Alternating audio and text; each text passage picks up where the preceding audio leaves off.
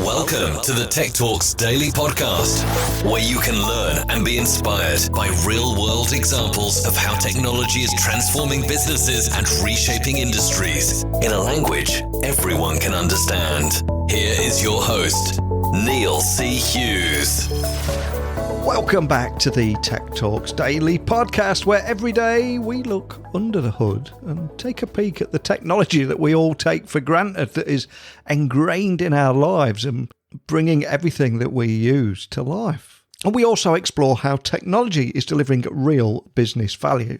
So, for example, customer identity and access management is how companies give end-user access to their digital properties, as well as how they govern, collect, analyse and securely store data for their users. But what is the value of authentication? And what do customers want from their login experiences? These are just a few topics that I wanted to discuss today, along with our collective frustration with those hundreds of passwords that we all have to remember and can never remember when we need to the most. So today I've invited Stephen Rees-Pullman from Auth0 onto the podcast. And if you've not heard of Auth0, it's an adaptable authentication and authorization platform. But don't worry, we'll go into all that a little later. But if you do want to find out more and hear more about Stephen's story, well, buckle up and hold on tight so I can beam your ears all the way to the UK so you can join me and Stephen in conversation about all things identity and technology. So a massive warm welcome to the show. Can you tell the listeners a little about who you are and what you do? Yeah, absolutely. Thanks ever so much for having me, Neil. My name's Stephen Rees-Pullman. I'm the Senior Vice President for Auth0's international business, which means I've got oversight of all of our operations across Europe, the Middle East, Africa, and into Asia Pacific. And personally, I've been involved in technology for around the last 20 years. And I tend to specialize in helping US companies succeed in our international markets. So helping them understand the very different markets that we work in here and making sure that we resource them appropriately to get the best success.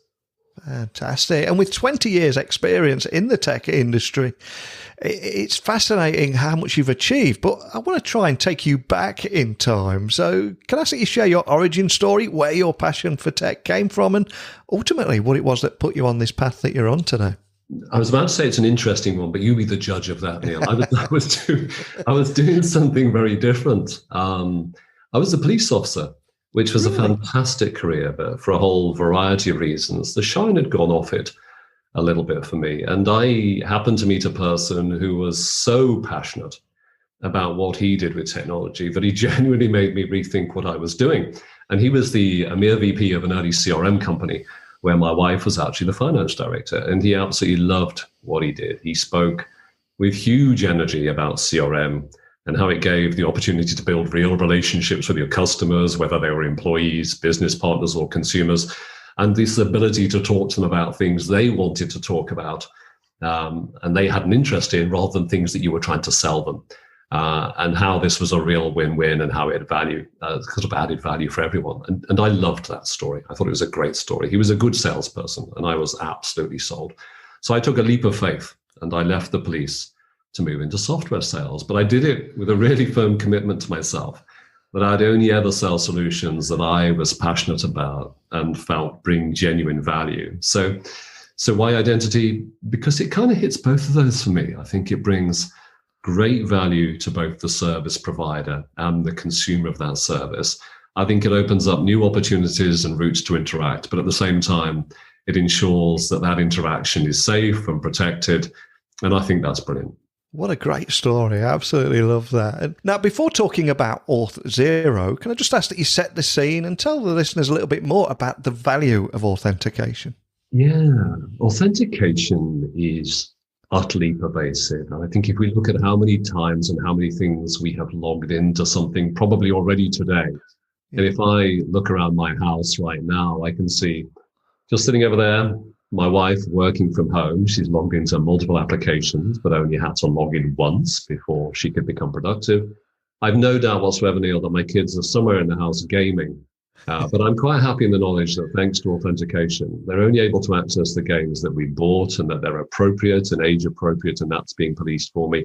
And literally just before we started this call, I had a huge load of dog food delivered And thanks to authentication, I only ordered it yesterday, and I didn't have to fiddle around with a credit card, and I didn't have to enter my address because I've worked with them before. They recognized me, and they delivered what I wanted when I wanted it. So it's absolutely every part of my life.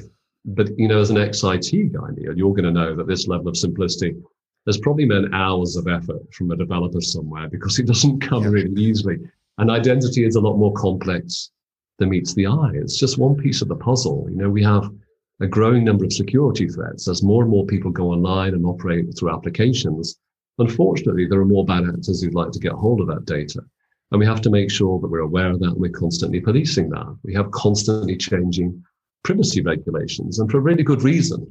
It's right that this very sensitive data we share is policed and properly looked after. And we've got new devices and technologies, and we have more custom apps being developed than ever before. And all these add a complexity to what can look like a really simple process that you have to be on top of and be an expert in. And identity is all we do. We handle these challenges in a developer-friendly way so that our customers don't have to be experts and can focus on the innovation that drives their business and makes them successful. And there's a great point you made there, that I think that most people don't care about what goes on under the hood and how it's made. And I think that frustrates a hell of a lot of techies out there. And I think for most part, though, we are surrounded by technology that we take for granted. If we look at something like Netflix, for example, you might begin watching something on TV, continue watching on the train to work, or then maybe on a tablet. And it authenticates and remembers where you are on any device, no matter what location you're on. And also, Amazon, of course, you've got one-click checkouts. But I'm curious, in your experience, what do customers want from their login experiences? Is it just that they expect it to work? That's a really great question. And I think just to touch briefly back on the Netflix piece, because that adds into what people expect. And it's not just Netflix. A lot of people do this now. It adds into what people expect from their experience. And maybe I'll come back to that a little bit. I think there's a misconception that identity has to be binary. And I think there's this misconception that you have to choose between either being really, really secure so that nobody can access it, or it's incredibly difficult to access. And unless it's really difficult to access, it's not secure. Or it's really easy to access, and therefore I can't trust it to be secure. And I don't think that's the case. And I don't think customers and consumers are willing to accept that. The reality is that there can't be a compromise. The expectation from customers is that companies can provide both of those things. And a recent piece of research we conducted showed that consumers are actually more likely to sign up to an app or online service if they can use technologies that balance these competing forces, like biometrics or passwordless. And those things help provide that balance that we need, where you can have fantastic security, but at the same time, you don't have to have an impossible login process, or you don't have to remember the town that your first pet was born in. And for example, in the UK, 48% of consumers are more willing to sign up for an app if it offers a biometric login system. Yet only 14% of British firms have apps that provide this facility. Having to create a new password for every service is consumers' main frustration with the login experience. And pretty much everyone thinks that passwords suck.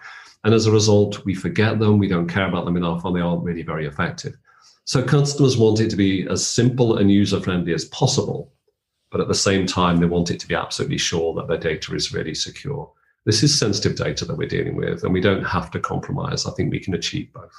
Yeah, it's funny you should say that. I was chatting to a friend recently. I was trying to help them get their new iPhone up and running, and I needed a few passwords just to log into things. And I said, do you know what the password is for something like the App Store or something? And their reply was, I don't, because the Apple thumbprint knows my password. They knew absolutely zero passwords, because it was just their facial recognition or their thumb. That was it. They didn't need to remember anymore. So I'm curious, what has been the impact of COVID-19 on consumer interactions with brands, particularly in terms of login experiences where we've all turned online for everything? Yeah, I think that I think the impact has been really big. Ofcom found that internet usage in the UK surged to record levels early on in the pandemic, and companies have had to respond to the demand for online services. And some were more than ready than others. Some had been prepared for this for quite a while, and others had a mad rush to push out applications in order to meet with this new demand. From an identity perspective, it's about taking the accessibility of walking into a store and being able to replicate that online. In addition to that, I think companies had to deal with a brand new audience. There were people who hadn't really used apps before, but now have to on a daily basis. The pandemic meant that people had to go and buy their shopping and maybe get medication and do a variety of things online that before they hadn't done so. So it was a new audience, and they were perhaps really wary about security, but at the same time not massively comfortable dealing with a complex login process. And that goes back to this no compromise situation between experience and security. Customers want to interact how and where they want, but at the same time, they need to know that their information is safe. So you have to have simplicity and trust hand in hand. And I think the COVID pandemic did a couple of things. It certainly meant that a lot of people had to adjust how they were interacting with their customers and make themselves far more friendly and more accessible that way. They had to deal with a brand new audience and the general public at large. There was a whole new audience for applications that probably may not go back to the way that they used to interact with their service providers before, and will now stay online as long as those service providers got it right and have that good mix of the user experience and retain that trust that the sort of data they're providing and to the provider is being kept secure. So I think it had a big impact on society generally, and certainly on how we do business on a day-to-day basis. And talking about those impacts and the challenges that are out there, it feels like a great opportunity to introduce people listening to Auth0. So for people that are tuning in and hearing about it for the first time, could you possibly tell me a little bit more about what it is and essentially how you're tackling these issues that we've raised today? Yeah, absolutely. As we've sort of established in some of the previous answers there, identity is vital, but it's also really complex. So Auth0 provides this expertise around identity authentication as a service so that our customers don't need to retain that expertise themselves. We basically give development teams the building blocks they need to add safe and easy identity management to their apps for pretty much any use case. And in Europe, we're especially well known for customer identity and access management, or CIAM. And this very often includes helping companies create a consistent experience across their brands or apps, while at the same time respecting consumer privacy and defending against credential-related attacks. So we help organizations remain compliant with all manner of privacy regulations and industry regulations that are put upon them by building that into the service that we provide, so that they don't have to be experts in these particular fields, because we provide that expertise for them. We can help companies provide a more individual experience for their customers. And if we took again, perhaps at the example you gave a little bit earlier on about some of the streaming services that you get and what people expect through identity, allowing people to choose when to provide more information for a more personalized experience. So when you log into whatever streaming service you're watching, they say, hey, people who like this also enjoyed watching this, or you might like to watch this, is an expectation that we can help people with as well. And I think I psychologically enter into a contract with a lot of people that I use to supply services to me now, Neil, where I go, I trust you. I'm happy that you're going to treat my data responsibly. You don't have breaches. You have an appropriate set of systems in place to protect my data. Therefore, I'm happy to share some additional information with you about myself. And in return, you provide a more tailored service to me and introduce me to things that I might like, want, and benefit from. So I think we help companies achieve a win-win in that regard. So we help people get that balance between ease of use, but total trust in relation to security. We take away the pain so they don't have to be experts in a field that isn't part of their core business, by giving the ability to simply and quickly add such a solution and capability to the applications and the services that they provide. And we help them get close to their customers as well. And I think those are some of the key areas where we help tackle this challenge that sits around identity authentication, the complexity that sits around it. And just to bring to life some of the things that we're talking about here and the kind of value and help that you're offering brands, businesses and users, do you have a use case or customer story that just help people listening understand how it could work in their world? Yeah, absolutely. Let's have a look at someone like Gymshark. And I think a lot of people will know about Gymshark, especially if they've got teenagers like I have. And when we spoke to Gymshark initially, they had one major priority. I mean, they retail especially cool gym wear online. and they do it really, really well. And they had a major priority, and their priority was to have this seamless customer experience, to provide a really fantastic level of service and to be best of breed in the industry they're in. And they wanted one authentication service that worked across all of their online and mobile applications. And as with many businesses, Neil, and you'll again have seen plenty of this in your lifetime, they'd sort of grown in a way where they had applications, parts of applications, bits of data sitting in a whole variety of different places. And they wanted to pull and use one authentication service to check in against each of those data sources to make sure that they're identifying and recognizing and providing the right service to the people who are working alongside them and being their customers. They had briefly considered building their own solution, but being experts in identity and authentication is just not their business. As a retailer, they wanted to focus all of their energy on that experience rather than getting authentication right. And by leveraging our expertise, they used the Auth0 platform, and they launched Auth0 and migrated their customers into Auth0 as an authentication process in just 6 weeks. And this quick turnaround from having a great idea, from wanting to do something, to being able to go live with it in just 6 weeks, due to the nature of the way that we've developed Auth0, is absolutely huge for organizations, particularly in the current climate. This ability to see a gap or have a great idea and have it become reality in such a short time frame is really valuable. And it's actually really exciting to see in action as well. So in addition to this, they've probably saved months of time in developing something of their own that they're not experts in. They've probably saved salary cost. They've saved themselves the effort in finding the right engineers and the right resource to do it. And of course, the ongoing support is something they've now effectively outsourced to the Auth0 service to enable them to focus on their core business. There's a great case study on our website if anybody wants to learn more. Fantastic. And I'm curious, where do you go from here? What does that future of exceptional identity experience look like? And what kind of role do you think you'll play in that future? Because I think it's going to be a topic that's increasing in conversations in boardrooms all over, isn't it, already? Yeah, it absolutely is. You know, I think we've fairly firmly established that passwords are dreadful things, and should be abolished at all costs. But in my world, identity, it should be invisible. Neil. It should be so seamless that you don't even notice it. And that's where we want to work towards. We want to work towards identity being visible, but at the same time, making sure that people are able to trust that it's secure. So knowing it's there, but it not getting in your way. So going back again to the no compromise piece, this means introducing friction only when it's absolutely necessary to verify the identity of the user. And we're already working on this at Auth0 with features like adaptive MFA, multi-factor authentication, which triggers an additional identity check only if suspicious login behavior is detected.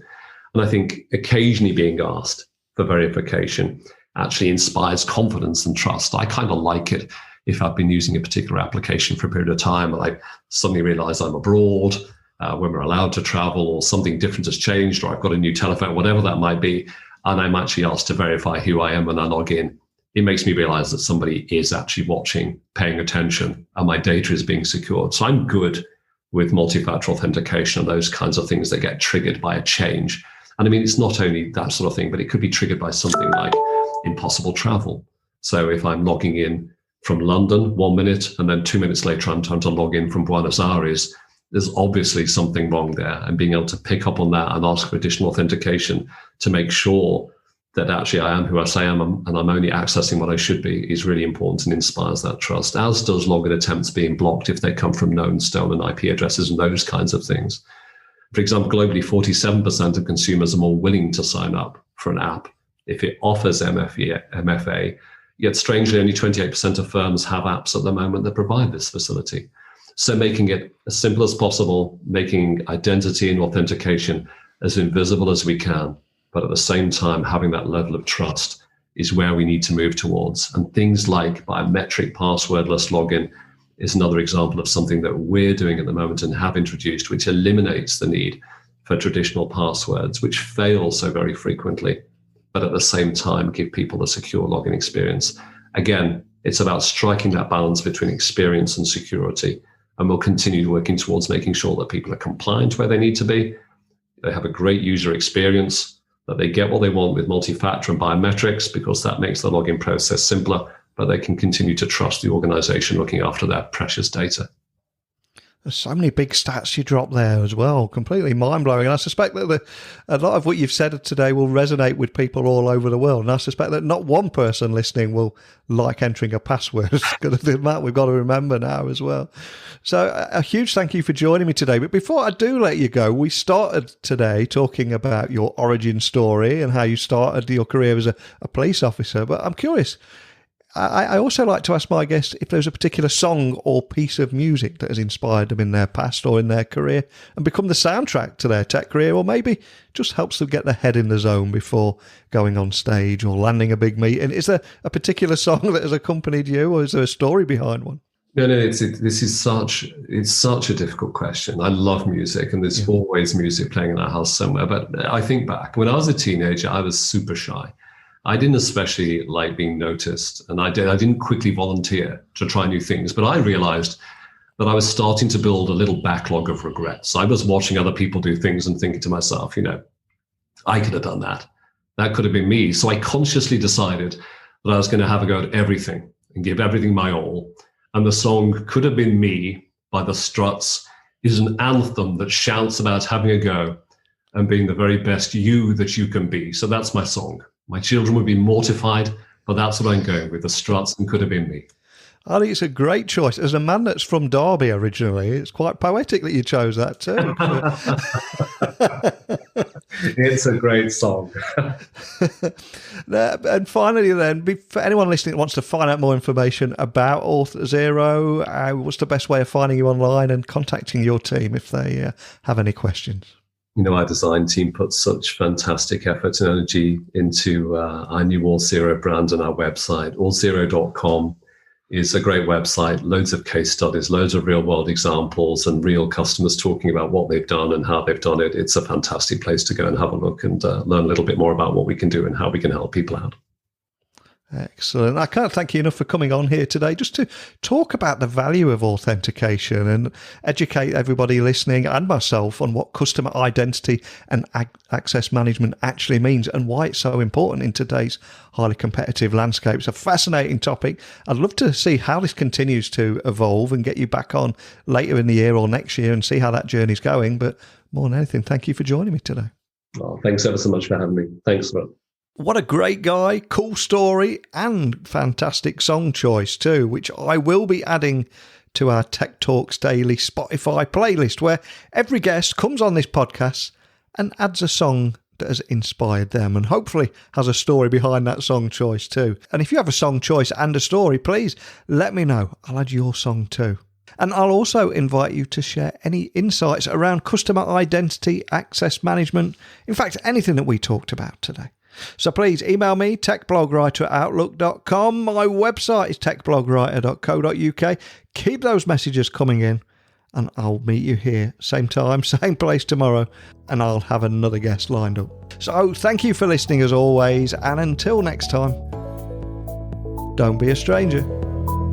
Thank you for listening to the Tech Talks Daily Podcast with Neil C. Hughes. Remember, technology works best when it brings people together.